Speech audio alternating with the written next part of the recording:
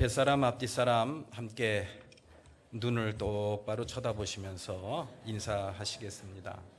사랑합니다. 축복합니다.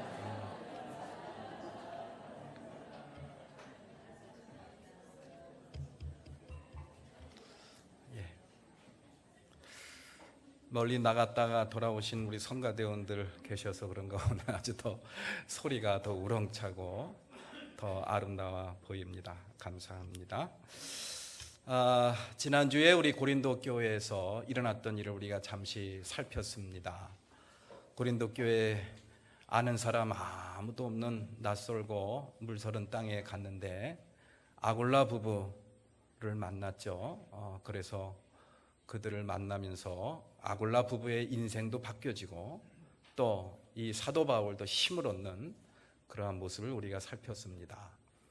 그리고 복음을 전해야 되겠는데 문을 꼭꼭 걸어 잠그고 심지어 자기들의 동족인 유대인들조차도 상대해 주지 않는 회당문을 꼭꼭 걸어 잠그는 그러한 유대인들의 모습에 절망해서 사도 바울이 고린도를 떠나려고 하죠.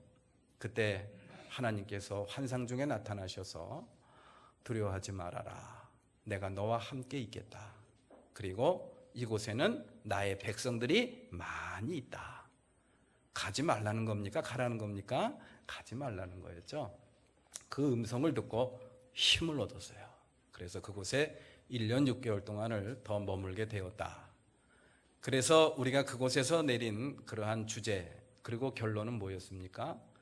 함부로 우리가 눈앞에 보이는 일로 속단해서는 안 된다. 하나님의 뜻과 계획 가운데 우리가 인도함을 받는 것, 그 가운데 동행하는 게 중요한 것이지 눈에 펼쳐지는 일 갖고 이렇다 저렇다 잘됐다 잘못됐다 함부로 판단하는 것은 큰 그러한 실수를 할 수도 있다라는 것을 우리가 살펴봤습니다. 자, 오늘 본문 말씀은 이제 이 사도 바울이 이제 그곳에서 복음을 1년 6개월 동안 지내면서 복음을 전하다가 이제 고린도를 떠날 때쯤에 일어났던 그런 일을 저희들한테 소개를 하고 있습니다. 그 아가야 지방에 총독이 바뀌었어요. 총독이 바뀌니까 그 갈리오라는 그런 총독으로 바뀌니까 유대인들이 그 때를 이용해 가지고 이 총독에게 이 사도 바울을 갖다가 고소를 합니다. 불법적인 일을 행하고 있습니다. 그리고 이들이 불법적인 그러한 이 말씀을 전하면서 이들이 정말 지키지도 못할 말을 우리한테 지키라는, 그래서 사회를 혼란스럽게 하는 그런 일을 하고 있습니다. 그러니까 재판을 해 주십시오. 그러니까 사도 바울을 붙잡아다가 이 갈리오 총독 앞에 갖다 놓은 것은 예수님이 심판을 받고 예수님이 재판받는 그런 유대인, 재판을 받게 하는 이 유대인들의 심정하고 똑같아요.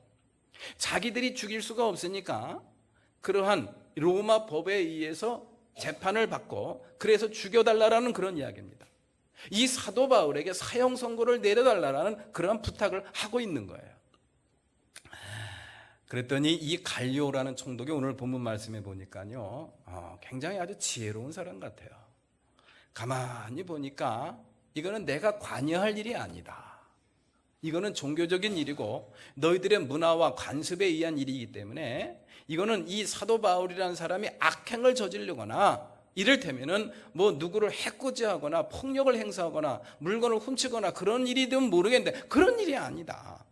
그러니까 이거는 언어와 문화, 역사, 종교에 대한 일이니까 너희들끼리 알아서 해라. 그러니까 이 유대인들이 화가 난 거예요. 화가 나가지고 이 사도 바울 대신 소스데네라는 그런 회당장을 갖다가 붙잡아다가 소스데네를 갖다가 디립다 패는 겁니다. 자기네 율법으로 정죄하고 율법으로 재판을 해가지고 이 소스데네를 갖다가 죽도록 내지를 하는 그러한 모습을 오늘 말씀을 통해서 볼 수가 있습니다.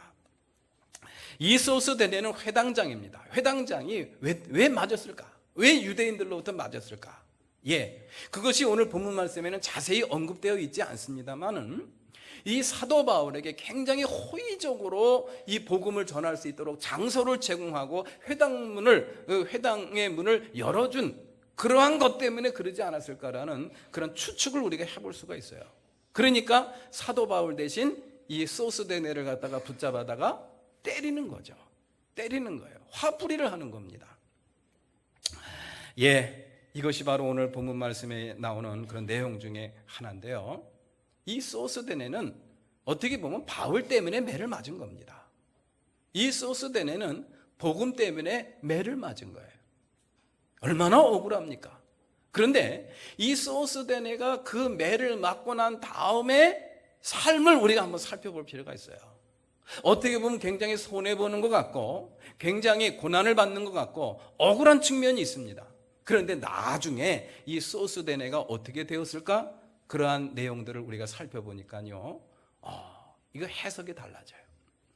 자, 고린도전서 1장 1절 말씀을 봅니다. 고린도전서 1장 1절에 보면은 하나님의 뜻으로 그리스도 예수의 사도로 부르심을 받은 나 바울과 형제 소스데네가 그때 이 고린도를 떠나기 직전에 이 매를 맞았던, 복음 때문에, 사도 바울 때문에 매를 맞았던 이 소스데네가 어떤 사람이 되었는가를 이 말씀 속에서 암시하고 있는 거예요.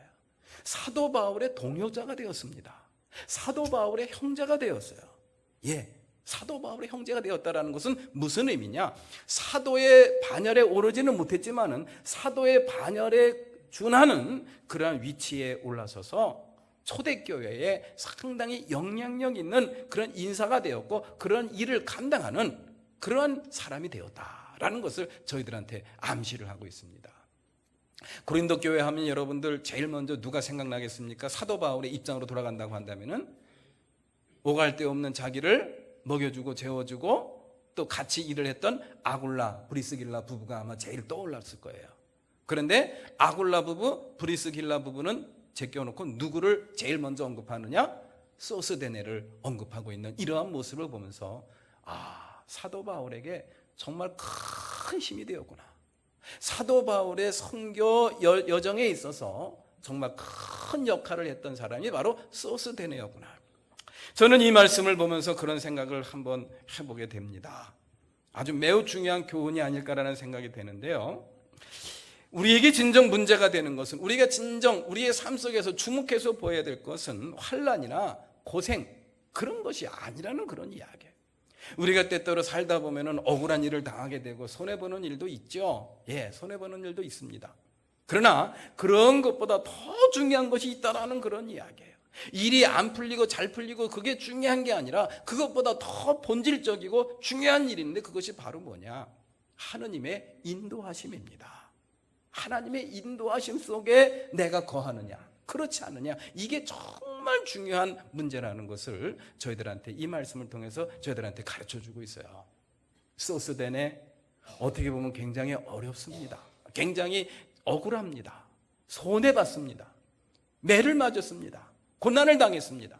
그러나 이 소스데네가 당한 이 고난 그리고 억울함, 손해보는 삶, 나중에 보니까 그것이 손해보는 삶이 아니었다라는 그런 이야기예요.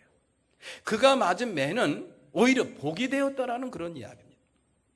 매를 맞아도 복이 되고 손해를 봐도 복이 되는 그런 놀라운 역사의 그 비결은 바로 뭐냐? 내가 오늘이라고 하는 이 날에, 지금이라고 하는 이 순간에 주님의 인도하심 속에 내가 거하는 겁니다. 내가 내 마음대로 사는 것이 아니라 주님의 뜻대로 주님의 인도하신 가운데 내가 임하게 있으면은, 내가 그 안에 있다고 한다면은, 주님의 역사하신 가운데 주님의 일하신 가운데 내가 그곳에 동행하고 그곳에 동참을 하는 것, 그런다고 한다면은 매를 맞아도 복이 되고 손해를 봐도 그것이 복이 되는 놀라운 역사가 된다는 것을 오늘 성서는 저희들한테 가르쳐 주고 있습니다. 오늘 본문 말씀에서 이 사도 바울도 그러한 간절한 마음을 저희들한테 표현하고 있는 그런 한 사건을 접하게 돼요. 하나님의 인도하심, 하나님의 임재하심 속에 내가 머무는 거, 하나님의 인도하심 속에 내가 거하는 거, 그것이 얼마나 소중한 일인가. 누구보다도 뼈저리게 깨달은 사람이 있다고 한다면 사도 바울이 아닐까라는 그런 생각을 해보게 됩니다. 사도 바울은 1차, 2차, 3차 전도여행을 하면서 그런 것들을 더 절실히 깨달았겠죠. 그래서 이 사도 바울은 이 고린도를 떠나면서 갱그레아라는 그런 지역에 옵니다. 거기서 배를 타고 에베소서로 가는 배를 타기 위해서 그곳에 잠시 머물게 되었는데 그곳에서 무엇을 하느냐? 머리를 깎았다 그랬습니다. 왜 머리를 깎았습니까? 오늘 성경 말씀 보니까 하나님 앞에 서원한 것이 있어서. 서원이라는 게 뭡니까? 서원이라는 것은 마음에 작정한 것이 있다라는 그런 이야기예요. 누구 앞에서? 하나님 앞에서. 하나님 앞에서 마음의 결단을 하고 작정하고 고백할 그런 간절함을 마음속에 지니고 있었다라는 그런 이야기. 그러한 외적인 어떤 표시로 머리를 깎은 거예요. 머리를 깎은 겁니다. 그러면 사도 바울에게 있어서 그렇게 간절함, 머리를 깎을 정도로 그 간절함이 있다고 한다면 그것이 뭐였을까? 부귀영화겠습니까? 예. 병 고치는 거였겠습니까? 아니면 사업 잘 되는 거였겠습니까? 아니면 돈을 많이 버는 거였겠습니까? 예, 사도 바울은 그런데 얽매이는 사람이 아니었어요. 사도 바울에 있어서 일생일대 최고의 소망은 뭐냐? 죽으나 사나 사도 바울이 이루고자 했던 최대의 소망은 복음이에요. 이방인들에게 복음을 전하는 겁니다. 그래서 그들이 하나님의 자녀가 되고 새로운 피조물로 이 세상을 살아가는 것, 하나님의 자녀로 이 세상을 살아가는 것, 그것이 바로 사도 바울에게 있어서는 최고의 소망이었습니다. 근데 그것을 이루기 위해서는 내 힘과 내 뜻과 내 이 결심으로는 안 되는 거예요. 내 능력으로는 될 수가 없습니다. 내일 일하는 날, 오늘 일하는 날뿐만 아니라 내일 내 삶이 어떻게 정리될지 아무것도 알 수 없는 소위 말해서 안개와 같은 인생입니다.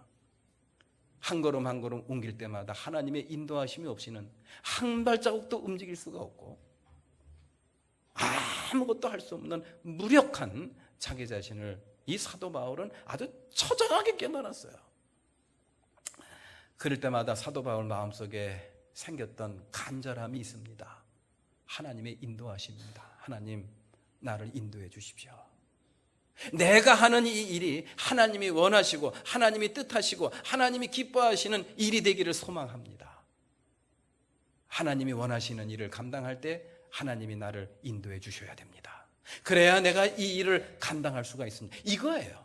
이것이 바로 사도 바울의 간절한 마음속에 품고 있던 간절한 소망이었어요. 그 소망을 다시 한번 뼈저리게 느끼면서 갱그레아에서 배를 기다리면서 머리를 깎고 하나님 앞에 서원을 한 것이죠. 예, 그렇습니다. 그러한 이 간절한 하나님의 인도하심을 받기를 간절히 바라는 이런 사도 바울의 간절한 마음을 이 에베소 교인들한테 표현한 그런 말씀을 우리가 다시 한번 살펴볼 필요가 있어요. 이제 갱그레에서 배를 타고 에베소 아시아 땅으로 다시 건너갑니다. 근데 에베소에서는 이제 가이사랴로 가는 이스라엘로 가는 배를 타기 위해서 잠시 머무는 곳이 바로 에베소였습니다. 그런데 그곳에서 사도 바울은 복음을 또 전합니다. 회당에 들어가서 이제 복음을 전하는데 이제 복음을 전하는 기한은 길지가 않아요. 왜? 가이사랴로 가는 배가 오면은 그 배를 타야 되니까 그 배가 올 동안만 그 배가 이 에베소에 도착하는 동안만 거기서 복음을 전하려고 한 겁니다. 사도 바울 참 대단하시죠? 대단합니다. 그렇게 피곤한 한 1년, 2년여의 어떤 그런 피곤한 일정을 지냈으면은 그냥 편안히 이렇게 쉬어도 누가 뭐라 그럴 사람 없습니다. 그곳에서 짬을 내가지고 배를 기다리는 그 남는 시간에 복음을 열심히 전하는 그런 사도 바울의 모습을 우린 다시 한번 떠올려 볼 필요가 있죠. 자, 그곳에서 에베소에서 복음을 전하는데 에베소 사람들이 은혜를 받았어요. 그런데 그 은혜를 받아서 더 배우고 싶고 더 교육을 받고 싶고 더 사도 바울과 마주하고 싶은데 배가 왔으니 떠나야 되잖아요. 그래서 사도 바울이 안녕히 계십시오 그러면서 떠나려고 하는데 이 사람들이 못 가게 하는 거예요. 못 가게 하는 거예요. 그러면서 그들이 이 사도 바울을 못 가게 막습니다. 그랬더니 사도 바울이 이제 에베소 교인들한테 이렇게 이야기를 합니다. 오늘 본문 말씀 21절 말씀이에요. 21절 말씀 우리가 다 같이 한번 읽습니다. 시작. 하나님의 뜻이면 내가 다시 돌아오겠습니다 하고 작별 인사를 한 뒤에 배를 타고 에베소를 떠났다. 아멘. 한번 따라서 해보시죠. 하나님의 뜻이면. 예, 저는 오늘 본문 말씀을 읽으면서 설교 주제를 뭘로 할까? 이 말씀이 그렇게 오랫동안 마음에 남더라고요. 하나님의 뜻이면. 하나님의 뜻이면 내가 다시 돌아오겠습니다. 여러분들이 아무리 바지기랑이를 붙잡고 나를 못 가게 울고불고 해도 저는 떠납니다. 왜? 하나님의 뜻이기 때문에. 그러나 하나님의 뜻이면 내가 다시 오겠습니다. 이 사도 바울의 삶에 있어서 판단의 기준, 판단의 근거는요, 자기의 느낌, 자신의 생각, 자신의 계획, 자신의 경험이 없어요. 사도 바울은 그게 없습니다. 하나님하고 직접 통하는 거예요. 하나님께서 원하시면은 가는 거예요. 가기 싫어도 가는 겁니다. 나에게 많은 부귀 영화가 주어졌고 또 편안하고 평탄한 길이 주어진다고 할지라도 하나님의 뜻이 아니면 안 갑니다. 그러나 그곳에 감으로 말미암아 나에게 많은 고난과 박해가 따르고 손해가 오고 심지어 내 목숨까지 위태롭게 된다고 할지라도 주님의 뜻이면, 하나님의 뜻이면 어떻게 한다는 거예요? 간다는 거예요. 간다는 거예요. 이 사도 바울에게 있어서 자기가 좋은 것, 자기가 싫은 것, 자기의 좋고 옳고 그름의 감정까지 포함해가지고 그 모든 것들은 십자가 앞에서 다 못 박아 죽었습니다. 나는 예수 그리스도께서 십자가에 달려 돌아가실 때 나도 그때 죽었습니다. 그러므로 이제 사는 것은 내가 사는 것이 아니라 내 안에 계신 예수 그리스도로 사는 것입니다. 이것이 이 사도 바울의 평생의 좌우명, 모토가 되었다는 것을 오늘 본문 말씀을 통해서도 저희들한테 가르쳐주고 있습니다. 주님의 뜻이면 죽으라면 죽겠습니다 라는 그러한 심정으로 매 순간을 살았고 그렇게 평생을 살았던 사도 바울의 모습을 우리는 다시 한번 오늘 말씀을 통해서 눈여겨볼 필요가 있습니다. 주님의 뜻이면 그것이 바로 사도 바울이 하나님 앞에서 살아가는 방식이었습니다. 그래서 사도 바울은 자기가 좋아서 있었던 적도 없고 자기가 싫다고 떠났던 적도 없습니다.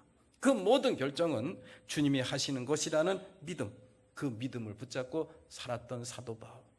그래서 이 사도 바울은 1차와 2차 전도 여행길을 무사히 잘 마쳤고 또 3차 전도 여행을 이어서 로마로까지 가서 복음을 전하는 그런 여정을 다 마칠 수 있었던 것이 아닌가라는 생각을 해보게 됩니다. 우리 교회에도 이 국토 종단을 하신 분이 계십니다만은 송수희 권사님 오셨나요? 송수희 권사님 안 오셨나요? 남해 해남 땅끝마을에서 고성에 있는 통일전망대까지 한 몇 킬로 될까요? 한 500킬로 정도 될까요? 예, 한 500킬로 정도 되겠죠. 거기를 갔다가 배낭 하나 메고 국토 종단을 약 40일간에 걸쳐서 하시는데 우리 교인에 그런 분이 두 분 계세요. 근데 제가 지금 기억하기로는 발톱이 빠졌대요. 발톱이 빠지고 뭐 발 부르트고 뭐 굳은 살 베긴 거는 뭐 그건 일상적인 거고. 그리고 운동화를 2켤레인가 3켤레를 이제 갈아서 신고 갔다라는 그런 이야기를 제가 들은 적이 있습니다. 이야, 정말 대단한 일이다. 정말 대단하다. 근데 우리 사도 바울은요, 1차, 2차 전도 여행을 갔다가 3,000km를 걸었어요. 3,000km를. 그것도 뭐, 이 잠잘 것, 먹을 것, 이것이 뭐 다 완비된 것도 아닙니다. 그냥 잠잘 데 없으면은 그냥 들판에서 광야에서 그냥 돌베개 베고 그냥 자는 겁니다. 그런 각오로 이 사도 바울은 3,000여 킬로의 전도의 여정을 마쳤던 것을 우리는 보게 돼요. 인간의 힘으로 한 게 아닙니다. 이것을 할 수 있었던 비결은 바로 뭐냐? 하나님의 뜻이기 때문에 한 거예요. 그런 하나님의 뜻을 붙잡고 살아가는 사람이 바로 하나님의 인도하심을 받는 그런 사람이 아닌가라는 생각을 다시 한번 해보게 됩니다. 그런 하나님의 인도하심 속에 살았던 사도 바울이었기 때문에 죽을 고비를 몇 번 넘기고 많은 박해를 받고 매를 맞아도 이 사도 바울은 절망하지 않았습니다. 오히려 힘들면 힘들수록 그것이 더 기쁨이 되고 감격으로 와 닿았던 그런 사도 바울의 모습을 우리는 다시 한번 생각을 해보게 됩니다. 하나님의 뜻이면 이러한 삶의 그러한 기준은 사도 바울의 삶으로 끝나는 것이 아닙니다. 이 한 시간 예수를 믿고 하나님의 살아계심을 분명히 믿고 그분이 내 안에 살아계시고 내 안에 내주하심을 분명히 믿는 저와 여러분들이 붙잡고 살아야 될 그런 삶의 모토, 삶의 좌우명이 돼야 되지 않을까라는 그런 생각이 들어요. 하나님의 뜻이면 나는 하기 싫습니다만 하나님의 뜻이면 하겠습니다. 그렇게 하지요. 이게 바로 사도 바울의 고백이었고 우리 사랑하는 성도 여러분들의 고백이 돼야 할 줄로 믿습니다. 그렇게 살아가면은 손해보는 것 같지만 손해보지 않습니다. 망하는 것 같지만 망하지 않습니다. 그것이 바로 사도 바울과 소스데네를 통해서 우리에게 보여주는 그런 하나의 그런 증인들을 통해서 우리에게 보여주는 하나님의 역사가 아닌가. 그렇게 하나님의 뜻이면 그렇게 가고 오는 그 모든 것들을 하나님의 뜻 가운데 맡기고 사는 그러한 사람들이 바로 그리스도인들이었습니다. 바로 그것이 사도 바울의 삶이었고 그것이 오늘 우리가 살아가는 그리스도인의 모습이 아닐까라는 생각을 합니다. 그렇게 주님의 뜻을 붙잡고 살아가는 사람이면 우리의 삶은 복잡하지 않을 것 같아요. 참 단순할 것 같습니다. 우리의 삶이 복잡하다는 것은 다른 게 아닌 것 같아요.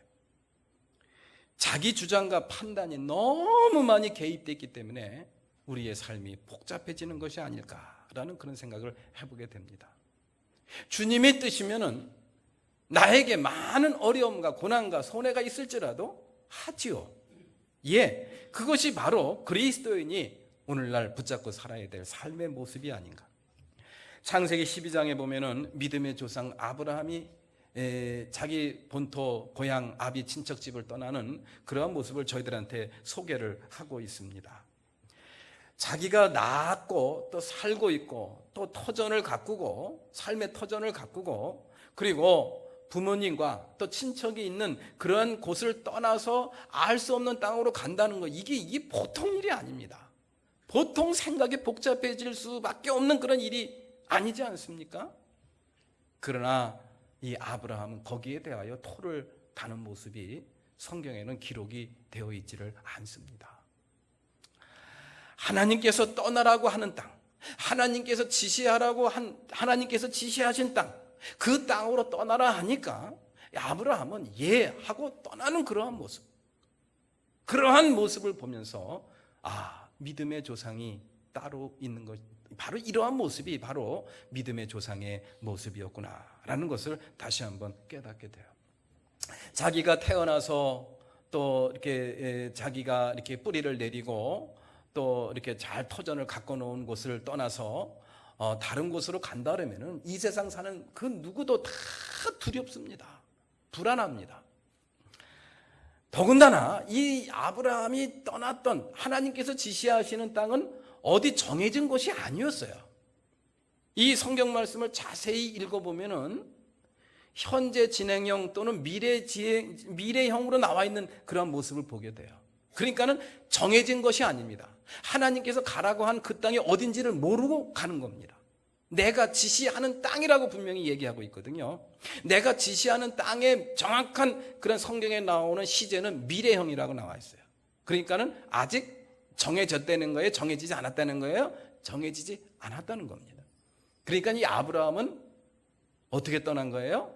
자기가 가야 할 곳을 알지 못하고 떠난 꼴이 됩니다. 이것에 대해서 히브리서 기자는 히브리서 11장 8절 말씀에 이렇게 저희들한테 전해주고 있습니다. 그런데 그는 어디로 가는지를 알지 못했지만 떠난 것입니다. 제가 여기서 드리고 싶은 말씀은 그래요. 정말 믿음으로 사는 사람들은 단순합니다. 하나님의 뜻이면 가라고 하면 가는 거예요. 내가 가야 할 곳을 알지 못하지만 가라고 했으니까 가는 겁니다. 그러면은 그러한 말씀에 순종하고 그러한 말씀에 따라 행하는 그런 사람들을 책임지는 일은 하나님의 몫이 되는 것이죠. 그래서 마틴 루터는 그런 유명한 말을 저희들한테 남겨줬어요. 하나님께서 벽을 향하여 가라고 하면 가는 거, 그것은 우리가 해야 될 일이다.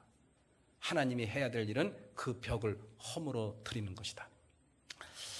예, 하나님의 뜻, 이것이 바로 우리 삶에 있어서 가장 중요하고 핵심적이고 본질적인 그런 삶의 판단이 돼야 되고 또 삶의 근거가 돼야 한다라는 것을 오늘 사도 바울의 삶을 통해서 또 고백을 통해서 저희들한테 가르쳐 주고 있습니다.